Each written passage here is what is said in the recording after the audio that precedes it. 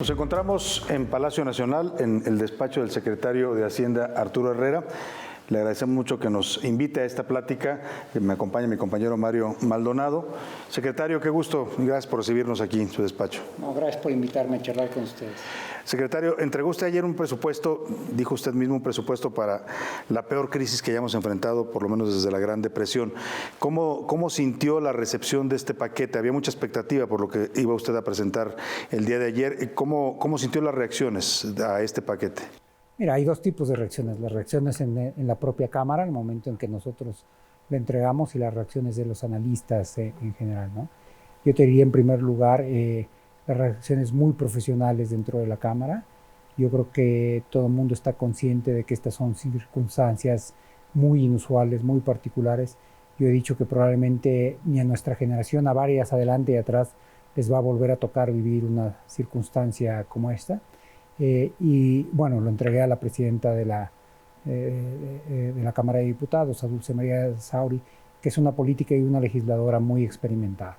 El discurso que ella dio fue el que tiene que ver con su posición como directiva de la Cámara de Diputados y no como un miembro de un partido de oposición. Entonces yo creo que fue muy terso, muy profesional, y lo que yo hice de manera muy honesta al final de mi mensaje fue reconocer que aun cuando no hay mucho margen de maniobra, nosotros estamos plenamente conscientes de que no hay presupuesto perfecto. Y lo que estamos dispuestos es, en un ambiente muy constructivo, a trabajar con ellos si ellos requieren en esta etapa, porque esta etapa ya les corresponde a ellos nada más. Si requieren información de nosotros, que trabajemos modelos, simulaciones, etcétera, mi equipo tiene instrucciones de estar completamente a disposición de ellos. Por el otro lado, había también gran expectativa de los analistas, y yo creo que en general se ha reconocido que es un presupuesto sobrio y es un presupuesto realista. Hay 2 o 3 variables macroeconómicas que son relevantes, que es en la que la gente se está fijando.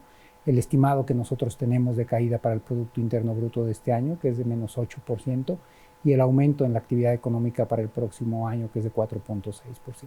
Ahí lo han tachado usted de optimista, dicen que peca de optimismo con ambos porcentajes, pero decía usted, pues tampoco podemos estimar más allá de lo que, es decir, a una caída de este tamaño tendrá que corresponder también un crecimiento proporcional. Exactamente, de hecho, correctamente 1 o 2 analistas se han dado cuenta que si se estima una caída más agresiva en este año, el rebote tiene que ser más alto, y nada más es un tema estrictamente, yo diría, casi aritmético, algebraico, de base, de comparación, ¿no? Si un bebé que acaba de nacer, mide 50 centímetros y crece 5 centímetros, tuvo un crecimiento del 10%. En cambio, un adolescente que tiene 14 años y mide unos 50, si crece 5 centímetros, es nada más 3%. Así es que la caída, el porcentaje de crecimiento para el mismo tamaño es distinto dependiendo de cuál es la base, y esa es la razón por la cual el 4.6 está estimado. Secretario, además de esta estimación del rebote de la economía el próximo año, hay también un tema con las estimaciones en el precio del petróleo y en la producción, ¿no? En los $42 por barril, y en el tema del 1.856.000 barriles diarios, que finalmente eso pues va a ayudar a los ingresos que tiene el gobierno, no más o menos 15% todavía del presupuesto depende de los ingresos petroleros. ¿Está sobreestimado esto como lo piensan algunos analistas? Depende en realidad de cuándo lo midas, ¿no? Nosotros, por ejemplo, el presupuesto, aun cuando lo presentamos ayer, para todo propósito práctico, como se imaginarán, estaba cerrado entre una semana y unos 10 días antes. Todo el paquete tiene varios componentes. El marco macro, donde se calculan estas variables a las que tú haces referencia. Después, con esa se ayuda a estimar cuáles son los ingresos del país, incluyendo los ingresos petroleros, y eso es lo que se distribuye por el lado del presupuesto. El presupuesto, cargarlo al sistema, toma varios días. Entonces, esto para que te des una idea de que en realidad el paquete estaba cerrado hace algunos días. Cuando el paquete estaba cerrado, la mezcla mexicana estaba en 41.5, o sea, estaba prácticamente donde le estábamos estimando. Entre ese momento y ahora, Arabia Saudita decidió bajar los precios de petróleo para septiembre y octubre, pero eso es algo que frecuentemente pasa con este peso. Entonces, esa crítica acá no me preocupa. Me parece de más sustancia, aunque creo que ahí nos ha faltado explicar algo más, lo que se refiere a la plataforma de producción, ¿no? Los 1.8. Pero ahí hay algo que no jugaba hasta hace algunos años y ahora sí juega. La plataforma de producción que siempre aparece es la combinación de la producción de Pemex más la producción de los privados. Y los privados hasta hace 2, 3 años, incluso cuando nosotros llegamos, era una parte tan pequeñita que para todo efecto práctico la producción que aparecía era ahí la de Pemex. Para el año que entra, lo que va a haber del lado de los privados son 60,000 barriles por día. Entonces, una parte muy importante del incremento que se ve en la plataforma de un año al otro viene no por la parte de Pemex, sino por la parte de los privados. Secretario, de lo que más llamó la atención también son las cifras en el tema de infraestructura y el énfasis que se pone en los proyectos prioritarios, así han sido llamados, o emblemáticos de esta administración. Hay algunas críticas de por qué apostar tanto o aumentar tanto el presupuesto al Tren Maya, a Dos Bocas, al aeropuerto de Santa Lucía. Entiendo que son obras prioritarias, pero en un contexto donde se está castigando todo el resto del gasto, ¿cómo explicarle a la gente por qué estos proyectos sí ameritan un aumento? Efectivamente, tú señalabas ahorita dos criterios distintos, la parte de prioridad y la parte de si es relevante o no en este contexto, ¿no? Entonces, abstraigámonos por unos segundos de la primera parte. Yo creo que una de la crisis más cercana, reciente a esto, fue la crisis del 2008, del 2009. Ahí es cuando por primera vez se empezó a reconocer por algunos de los organismos financieros internacionales, de manera destacada el Fondo Monetario, que este tipo de crisis había que enfrentarlas con algún tipo de política contracíclica. Eso fue un movimiento completamente en la dirección opuesta de lo que el fondo había planteado antes, el consenso de Washington, etc. Y eso más o menos se adoptó como algo que era lo correcto, pero hubo una lección muy importante. En ese momento se empezaron a pensar en estímulos fiscales, en la infraestructura en particular, de 2, de 3% del PIB.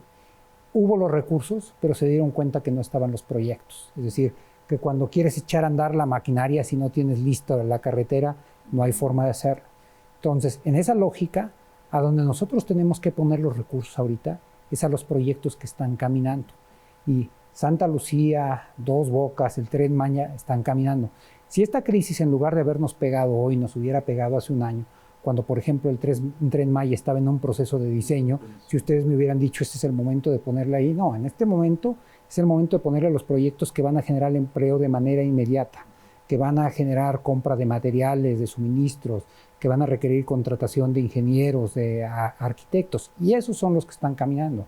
Yo creo que aun cuando esta fue una lección muy clara a nivel internacional, nosotros tenemos pues un ejemplo emblemático a nivel local. Recordarán en el 2009, cuando la administración del presidente Calderón decide anunciar un plan contracíclico, el ancla de ese plan era la refinería de Tula. Que nunca se realizó. Nunca se ha hecho, ¿no? Entonces, si era el ancla para generar empleo, o sea, eso fue un completo fracaso. Pero más allá de si tuvieron culpa o no, uno tiene que aprender de eso. Entonces, a donde hay que poner los recursos, y por eso hay recursos en caminos rurales, etcétera, es lo que técnicamente se llama, tienen capacidad de absorber la inversión lo más rápido posible. ¿Este presupuesto del próximo año es contracíclico, secretario? Se lo pregunto porque también hay críticas con respecto a que no es un programa, un paquete económico contracíclico, porque no hay aumento en el gasto público o en la inversión pública, y además de todo está la apuesta enfocada en pocos proyectos. En la SCT, si no me equivoco, hay más de 80 proyectos que no tienen presupuesto de diferentes tipos. No, hay proyectos en CFE, en Pemex, caminos rurales, hospitales, etcétera. En realidad es muy variado y tiene un incremento del 5% en términos reales, que son alrededor de 40,000 millones de pesos. Hay dos componentes de una política contracíclica, aun cuando, y quisiera evitar la confusión, en un sentido estricto, este no es un problema cíclico. O sea, no es el de una caída, es producido por una pandemia, no por el ciclo económico, ¿no? Y en ese sentido también tiene peculiaridades. La política contracíclica típica identifica que hay holgura en la capacidad de producción y de actividad económica y se le da un empujón a la economía para que haya mayores ventas, consumo, etcétera, ¿no? Hoy no tenemos mayores ventas, consumo, inversión en algunos sectores porque estaba prohibido abrirlos, no porque no hubiera recursos. Entonces, por eso hay que identificar muy bien en qué sectores sí y en qué sectores no. La construcción típicamente ha permanecido abierta a lo largo de la pandemia, porque entre otras cosas es un sector donde las actividades se hacen a cielo abierto o por lo menos en espacio. Ahora déjame regresar a la parte estrictamente contracíclica. Hay dos formas en las que se puede operar la parte contracíclica. Por la parte del gasto, que es en general en la que todo el mundo está fijando, y por la parte del ingreso. En México, a diferencia de las economías avanzadas, pero es el mismo caso para otros países en vías de desarrollo, la política contracíclica se tiene que fondear antes. Es decir, tienes que generar los colchones de espacio que vas a utilizar después. Y nosotros utilizamos los que teníamos. Es más, utilizamos el FEI, pero utilizamos el FEIEF y utilizamos todos los fideicomisos. Así es que nadie nos puede decir que no estamos utilizando todo el parque que teníamos, aun cuando esto todavía le falta. Pero hay otro elemento muy importante de la política contracíclica, que es la política tributaria. Y uno podría recordar, por ejemplo, en 1995, cuando la crisis de 1995, lo que se hizo fue se subieron los impuestos, se subió la tasa del IVA, ¿no? Entonces, en un momento en donde las familias y las empresas tenían pocos recursos, se aumentaron los impuestos. Esa claramente fue una tentación a la que nosotros evitamos. Ahora, secretario, decía usted, ¿están dispuestos a aceptar que la Cámara haga algunos movimientos o cambios en el presupuesto, aunque se observa que hay un margen muy reducido?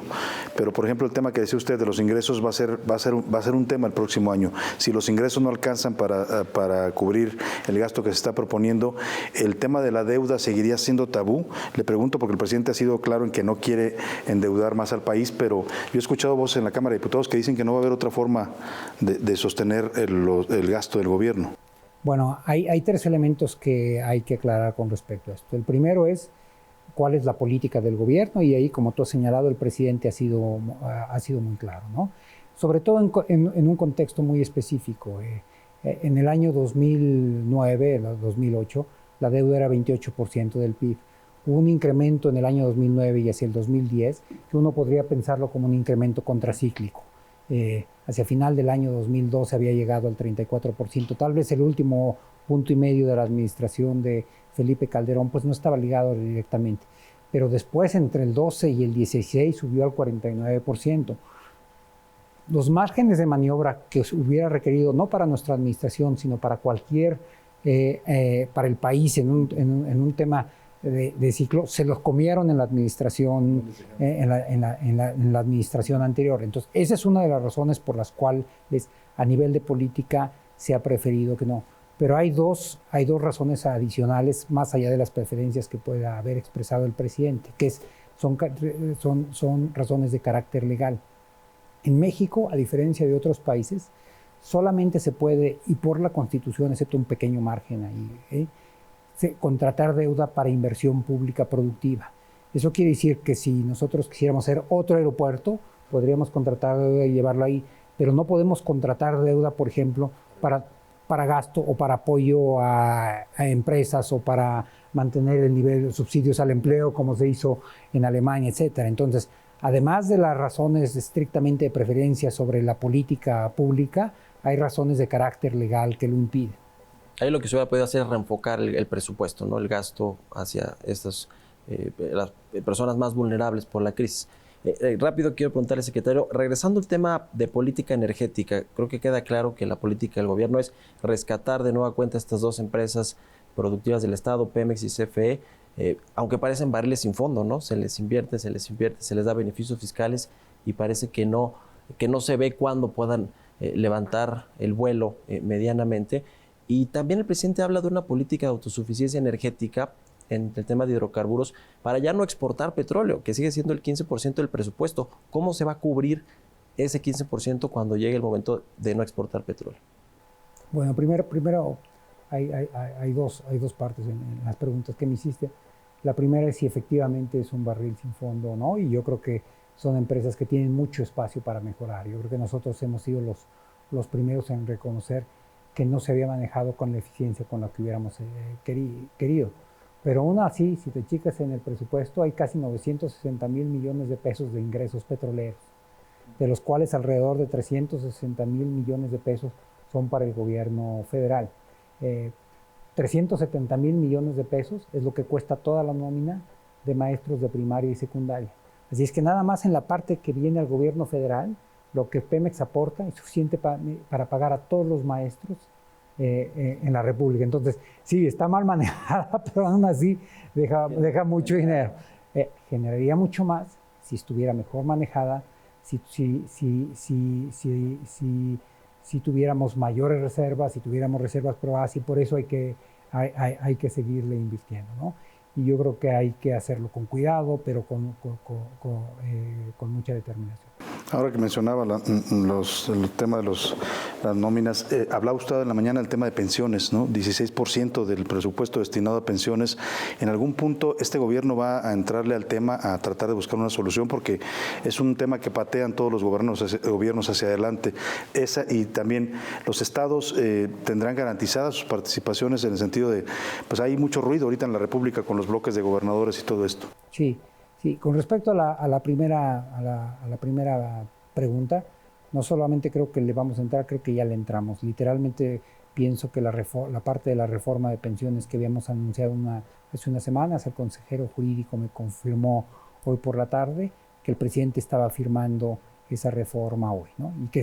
Porque el problema de pensiones no es nada más el problema de pensiones del gobierno federal, que es lo que se vio en el presupuesto, es muchísimo más grande. Del total de los trabajadores que hay en el país, una pequeña parte de los que hay en el gobierno federal. Entonces, claramente estamos atacándolo y el presidente fue muy claro y nosotros coincidimos con él. Vamos a resolver que podemos abordar conjuntamente con los trabajadores y con las empresas, y eso va a dar la pauta para ir abordando poco a poco los otros. Luego, el tema de las participaciones es un tema que es... yo diría curioso en la forma en la que se maneja, porque las participaciones están determinadas en ley a través de una fórmula matemática, de tal forma que no hay forma de darles menos o de darles más. Ahora, si se recauda menos, porque está referenciada a la recaudación federal participable, que depende de la IVA, del impuesto sobre la renta, del precio del petróleo, pues se recauda menos. Y si ese monto es mayor, pues se les participa más. Lo que nosotros tenemos claro es que este año es un año muy duro y por lo tanto el próximo año va a haber más participaciones que las que hubo este año, aunque probablemente van a ser ligeramente menores a las que se estimó que iba a haber en este año antes del COVID. Finalmente, la recuperación será B, será W, porque bueno, ahí está el debate entre usted y el presidente. El presidente dice que será una V, usted ha dicho es más parecida a una W. No, yo nunca dije que iba a ser una W. Yo dije que era una V asimétrica, que es una palomita, y en realidad la forma que lo ilustra mejor, pero yo me resistía para no hacer un comercial, es como la palomita de Nike, tienes una caída abrupta y una recuperación que va a un ritmo más lento. Y yo creo que eso es ya lo que estamos observando. Tuvimos una caída de 18.7% en el segundo trimestre y estamos viendo claramente que hay crecimiento. Hay más de 80,000 empleos recuperados en la industria de la manufactura, 150,000 empleos recuperados en la industria de la construcción, pero esos 150,000 nos ha tomado junio, julio y agosto, mientras que los perdimos en tan solo 2 meses. Entonces, esto suena un poco más a lo que yo decía. A esa parte de recuperación más lenta. Secretario, muy brevemente, la economía cayó en el 19, ligeramente 0.3%. No, en el 2019, 0.3%, ¿no? Que se estancó.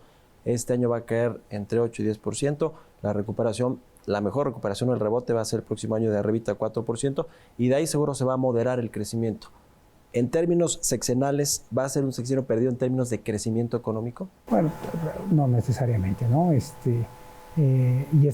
Justo eso que me estás planteando fue una de las discusiones, yo diría, más interesantes que tuvimos adentro del equipo con los economistas de la propia Secretaría de Hacienda. Si esto fuera una crisis tradicional, como la del 95, como la del 2009, como la del 2000, la gente se le olvida que hubo una crisis ahí pequeñitita, pero tardó 3 años, eso es lo que tú hubieras visto. Pero esta no es una crisis normal en el sentido de que hay un problema en un sector que va a tardar tiempo en componerse. No es un problema del sector bancario, no es un problema de la deuda o de una espiral de inflación y de evaluación como las que vivimos en los 80. Tú no te acuerdas, si no si habías nacido, pero él y yo sí nos acordamos. Esta es una crisis porque aun cuando las tiendas están disponibles, la capacidad y los trabajadores están ahí, se decidió cerrar por un contagio. En el momento en que se resuelve el contagio, si no se tarda mucho, la capacidad instalada ahí va a estar. Y entonces el rebote puede ser mucho más rápido si no se tarda mucho en resolver. Porque tampoco es que las empresas, los restaurantes pueden quedarse con la capacidad instalada por mucho tiempo. Está habiendo cierres, las habilidades de los trabajadores, si tardan más de un año, año y medio, se pierden, no se pueden reinsertar al mercado en las mismas condiciones. Pero si no se tarda mucho en que atendamos la parte estrictamente sanitaria a través de una vacuna, lo más probable, entonces la capacidad instalada de toda la economía, como capital humano, financiamiento, los bancos están súper bien capitalizados, va a estar ahí, va a permitirlo, pero depende de qué tan rápido nos podemos mover alejados de la pandemia. O sea que la economía está en manos de los científicos hoy día. No, clarísimo. Yo he venido diciendo que esto es algo muy inusual en el sentido de que el ritmo de la economía y el ritmo de la respuesta de la política pública está siguiendo el ritmo de la pandemia. Secretario, gracias por recibirnos aquí, gracias por esta plática. No, gracias por invitarme a estar con ustedes. Gracias, Mario Maldonado también. Vamos al estudio de nuevo. Ahí está.